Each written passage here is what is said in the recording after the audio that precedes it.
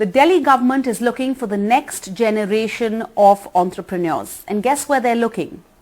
In our classrooms, in high schools, in the class 11 and class 12 classrooms of Delhi's government schools. And if you don't believe me, you can watch Delhi's government school students, not MBA graduates, not college students, but actually high schoolers, senior school students, pitch their innovative business ideas to India's top CEOs and top entrepreneurs and industrialists and investors, like angel investors, on the 28th of November, on Sundays at 7 p.m. right here on NDTV. And joining me now is Delhi's Deputy Chief Minister, Mr. Sisodia. Thank you so much. This is a very ambitious project. How did it start? What does it entail? It started with the philosophy कि देश में दुनिया में economy जिस तरह से बढ़ रही है और टेक्नोलॉजी मार्केट जिस तरह से ग्रो कर रहे हैं, उसमें सबसे इम्पोर्टेंट ये है कि अब कंपनियों को सक्सेसफुल होने के लिए और टॉप पे पहुंचने के लिए 100 साल या 50 साल का, 2 जनरेशन का समय, 3 जनरेशन का नहीं चाहिए. आज कोई बच्चा कंपनी स्टार्ट करता है कॉलेज के बाद में और वो अगले 5 साल 10 साल में देश की अपने सेक्टर की टॉप नॉच कंपनी बन जाती है. सो वी कैन अज्यूम कि those students who are studying in their classrooms today are the CEOs of biggest companies or most successful companies down line 10 years. 10 साल बाद की सबसे सक्सेसफुल कंपनी के CEO को आज हम स्कूल में पढ़ा रहे हैं. तो let's treat him or her like a CEO. हम उसको अभी ऐसे सोच रहे हैं कि वो कहीं जाएगा, पढ़ के कोई एग्जाम देगा, नौकरी पास करेगा, फिर नौकरी ढूंढेगा. नहीं, we have to understand कि इन्हीं में से कुछ CEOs निकलेंगे. We have to treat them as CEO of future companies. तो हमने पूरा का पूरा करिकुलम एक डिजाइन किया 9 to 12th के लिए. That is called Entrepreneurship Mindset Curriculum.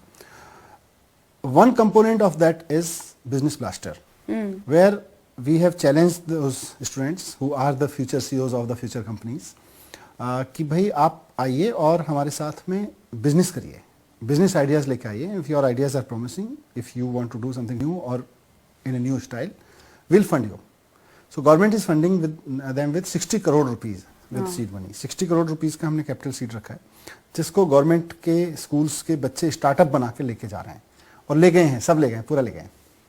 So, who are they going to be pitching their business ideas to? So, if you're saying India's top CEOs or investors, I'm assuming these are all people established, they have full-time jobs, they're busy. Who are they? How much time? Like, how did you convince them? Who are they going to be? Give us an idea. See, it's like 2-3-fold program. One is that they pitch to the school, they get the seed money from the school authorities. That is one stage. Second stage when they move forward, उनको थोड़ा सा success मिलता है, थोड़ा सा promising लगता है उनका आइडिया, तो we bring them to a platform called this business blasters. यहाँ पे we invite lot of CEOs, sitting CEOs of the companies, lot of promoters of the companies. They come, they are investors actually, they want to invest. So they see some promising startup coming up from the students of a grade 11 or grade 12. They want to invest into it. They want to support that. They want to coach those future CEOs. So ये पूरी exercise चल रही है business blaster में कि बहुत सारे young entrepreneurs हैं जिनको ये देख के अच्छा लग रहा है कि हम आज एंटरप्रेन्योर बने हैं. अगर हमें 11th-12th में वो पढ़ाई मिल गई होती तो और मजा आ जाता. अब उनको लगता है कि 11th-12th में जो बच्चा पढ़ रहा है उसको तो और सपोर्ट करना चाहिए. तो they are there to support that. So, and how do they balance school with this?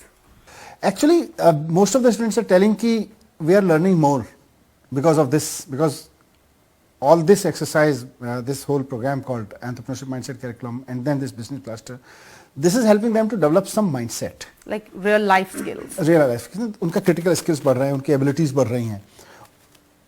In return, उनका अपना education system काफ़ी अच्छा हो रहा है, अपना education उनका, और they are able to focus more, they are able to be more critical to their education, their own education. दूसरा ये भी है कि it's part of their education also. We want them either to succeed or to fail and learn from the failure. Because learning from the failure and making them prepared for a larger win is also our goal. It's not about कि हम केवल और केवल बड़े business ideas देके और बहुत बड़ी बड़ी कंपनियां निकाल देंगे. कुछ निकलेंगी. सेलेक्टेड कंपनियां जो आज 11th-12th के बच्चे बना रहे हैं, आने वाले समय की बड़ी कंपनियां बनेंगी और ये लोग उनके प्रमोटर्स हैं. लेकिन larger section of the kids who are doing this, or many of them would be learning from their failures also, and we want them to learn from their failures so that they are ready to win big battles in life. That's fascinating you mentioned that, because you're saying 60 crores and clearly not all of the projects will succeed, which is the reality in real life also. So what happens, because ये पैसे तो, I mean, it's not their personal money. So how do the kids actually learn to take risks, or when to take risks, or when they can invest this? Maybe it's better not to go in for an idea. No, they are learning. You see, when you do something, you can only learn from success or failure. That's the basic principle of learning, and especially when you want to have critical entrepreneur mindset. You have entrepreneur कौन होता है? Entrepreneur वही होता है जो अपने failure से भी learn करने की हिम्मत रखता है.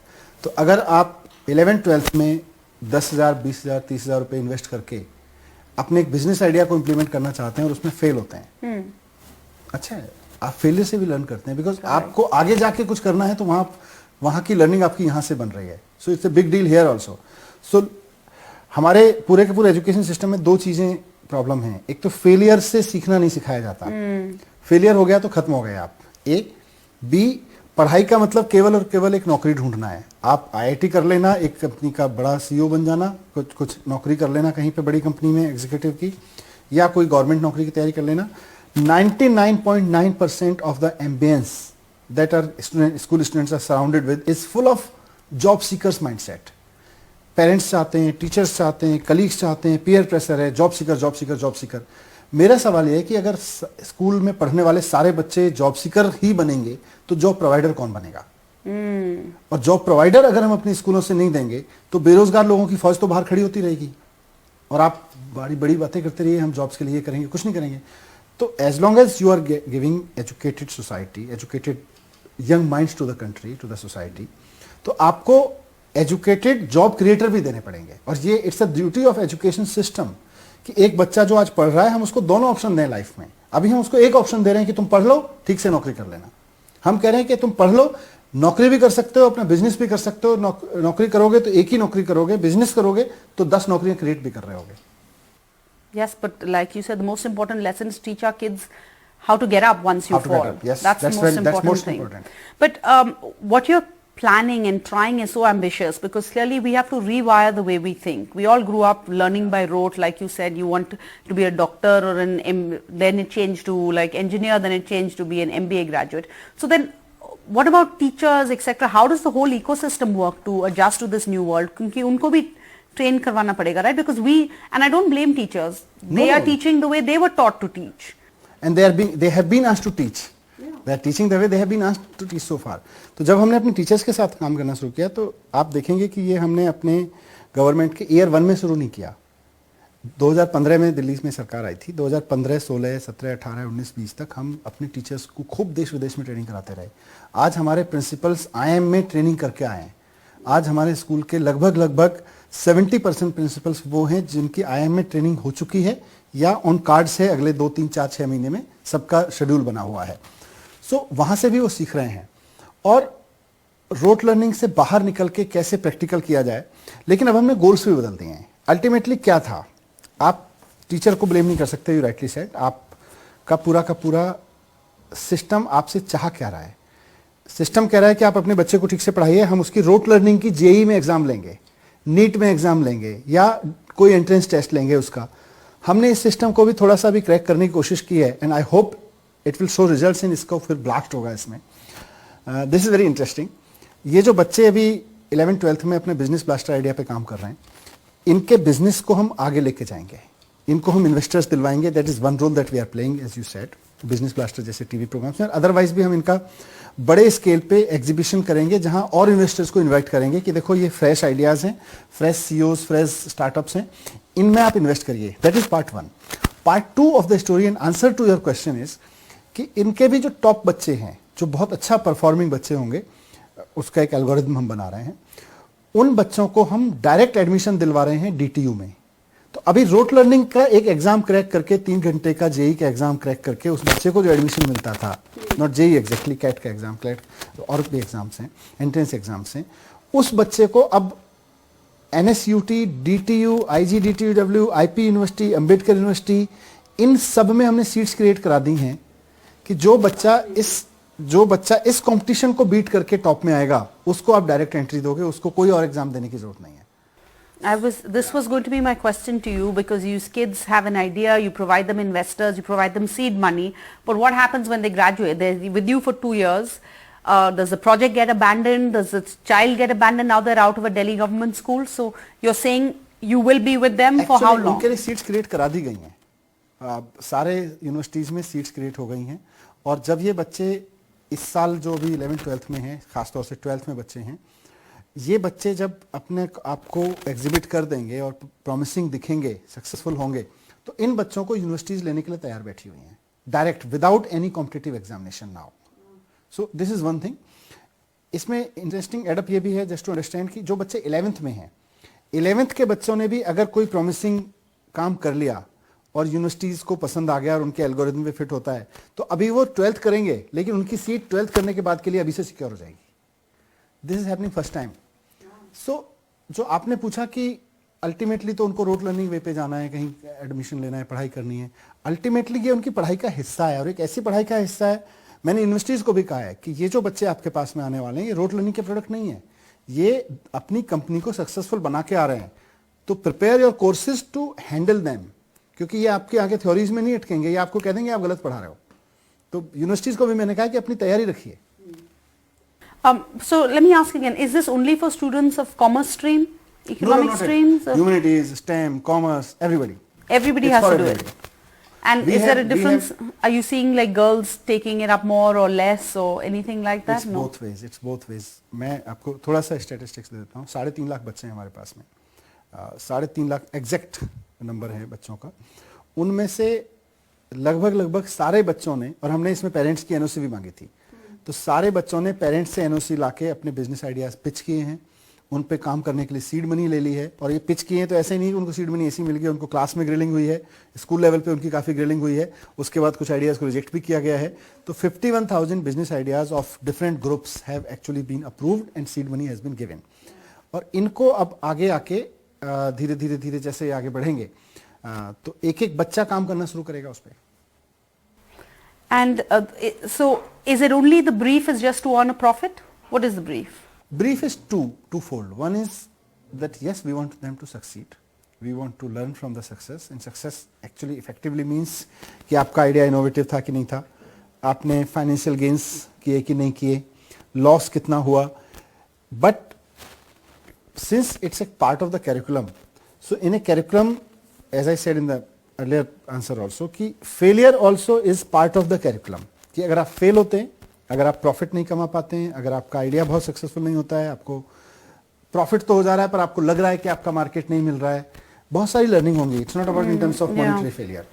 हो सकता है थोड़ा बहुत आपने से 20,000 का इन्वेस्टमेंट किया, हो सकता है आपका कैपिटल मनी, आपका रेवेन्यू 40,000 का हो जाए, लेकिन हो सकता है आपको लगे कि नहीं ये बिजनेस नहीं चल रहा है। तो ये करेंगे, इस फेलियर से भी सीखेंगे एक। और दूसरा, आपने गर्ल्स के बारे में भी पूछा था, गर्ल्स की पार्टनरशिप इतनी ज़्यादा है इसमें। I can give you example, जो अभी प्रोग्राम में भी आएंगी लड़कियां, इसमें टीवी प्रोग्राम जो आएगा, 2 लड़कियां हैं जिनको पेंटिंग बनानी आती थी। उन्होंने पेंटिंग बनाने, जब उनको पता चला कि इन्वेस्टमेंट मनी मिल रहा है, सरकार से सीड मनी मिल रहा है, तो उन्होंने अपनी पेंटिंग बनाने की कंपनी खोल ली, स्टार्टअप खोल लिया, अपनी पेंटिंग डिजाइन करती हैं। साथ साथ में उन्होंने अपने मोहल्ले की आसपास की 20 महिलाओं को और बोर्ड पे ले लिया, जिनको पेंटिंग आती है, जिनको स्केचिंग आती है। और ये नई जनरेशन है, सोशल मीडिया पे रहती है, फैंटास्टिक। तो सोशल मीडिया को यूज कर रहे हैं, इंस्टाग्राम को यूज कर रहे हैं, फेसबुक को यूज कर रहे हैं, देश भर से, दुनिया भर से कस्टमर्स लेके आ रहे हैं। और 12वीं क्लास की लड़कियां अपने आसपास की 20 महिलाओं को भी नौकरी दे रही हैं और फैंटास्टिक काम कर रही हैं, अपनी पेंटिंग का भी सेल कर रही हैं और उनकी भी पेंटिंग सेल करा रही हैं। I will give you another example, very interesting example. One girl, another, क्योंकि आपने लड़कियों की बात पूछी थी, there is this group called, I don't remember the name of the group, but वो रिफर्बिशिंग ऑफ मोबाइल का बिजनेस उन्होंने शुरू किया है, कि बहुत एकदम डेड मोबाइल खरीदते हैं किसी से, मार्केट में उसके कुछ कंपोनेंट मिलते हैं, उसको कंपोनेंट उसमें डालते हैं, उसको यूजेबल बना देते हैं, और फिर लो एंड मोबाइल यूजर जो है, जैसे बच्चे हैं, ऑनलाइन क्लास में हैं, गरीब आदमी है, गार्ड है, रिक्शे वाला है, उसको अगर 3-4 हज़ार में मोबाइल मिल जाता है, एक अच्छा मोबाइल, तो उसके लिए अच्छा है, वो उसको यूज़ कर रहे हैं। So I was talking to this girls कि अब आगे आपका क्या प्लान है, क्योंकि they have come to pitch for more investment into it from the private sector. तो हम प्राइवेट सेक्टर से इन्वेस्टमेंट दिलाने में मदद कर रहे हैं। तो दिस गर्ल सेड कि देखिए सर, हमें ना अभी अपनी कंपनी को आगे बढ़ाना है, तो उस कंपनी, अब हम तो पढ़ रहे हैं, तो हमें अपनी कंपनी के लिए इंजीनियर्स चाहिए, तो हम इंजीनियर्स हायर करेंगे। सो 12वीं क्लास की जिस एज ग्रुप में लड़की इंजीनियर बनने का सपना देख रही होती है, मेरे स्कूल में एक लड़की इंजीनियर्स को हायर करने का सपना देख रही है। So this is the big change that is happening there. And this girl's life has changed forever because now she's learning, even to give orders to people above her. That's really great. So, Mr. Sisodia, you launched this in 2019, I think, and then like everything else, the pandemic hit. So how was the project affected? What were the challenges, pandemic-related challenges? How were the kids affected, their mindsets? Because you're telling them that, look, when you fall, you have to get up. But when you're hit by something like a pandemic, basically pandemic gave us, all of us, an opportunity to pause and think also. It was like blessing in disguise, but yes. So हमने जिस तरह से इसको design किया था, उसमें हमें पहले जो भी कॉन्सेप्ट्स थे, फिर हमने सोचा कि पहले पायलट कर लेते हैं, बिकॉज पैंडेमिक के दौरान स्कूल्स कम खुल रहे थे, बीच बीच में खुल रहे थे, बंद हो रहे थे, तो हमने पायलट किया. तो कुछ स्कूल्स में जब हमने पायलट किया तो इसकी और अंडरस्टैंडिंग बनी. जैसे 1,000 रुपये पहले हमने सीड मनी सोचा था, तो अब हमने इसको 1,000 की जगह हर बच्चे को 2,000 रुपये सीड मनी कर दिया, ताकि 10 बच्चे ग्रुप बनाए तो 20,000 रुपये लेके जाकर किसी इंडस्ट्री में काम कर सकें. दूसरा हमने सोचा था कि हम हर बच्चे को कहेंगे कि आपका पैसा है. अभी हमने इसको उलट कर दिया कि हर बच्चे को हम कह रहे हैं कि अगर आपके पास बिजनेस आइडिया है तो आप अपना ग्रुप बनाइए और पिच करिए. आप पिच करोगे तभी जीतोगे. तो ये काफी चेंजेस हमने किए. तो ये इसका पायलट हमने किया 2019 में, 19-20 में बेसिकली, और उसके पायलट से जो लर्निंग निकल के आई, फिर 21-22 में हम इसको फुल फ्लेजेड लॉन्च कर रहे हैं. All the best for that. But you've been trying these interesting offbeat things, the introduction of the happiness curriculum, all of that with the Aam Aadmi Party, trying to grow students who are analytical, critical thinkers. But given your focus on education, one has to ask then, how come if schools are closed, ये सब कब होगा, कैसे होगा? Many are saying कि Delhi students lost 3-4 months from June to October when the air was better, the COVID cases were down. Schools नहीं खुलेंगे तो ये सब आप कैसे सिखाओगे आपके इतने fantastic curriculum? I 100% agree with you. Schools अगर बंद रहेंगे तो बहुत बड़ा लॉस हो रहा है. बिजनेस बंद रहता है तो थोड़ा सा फिर भी क्वांटम है उसको क्वांटिफाई किया जा सकता है, इतना लॉस हो रहा है.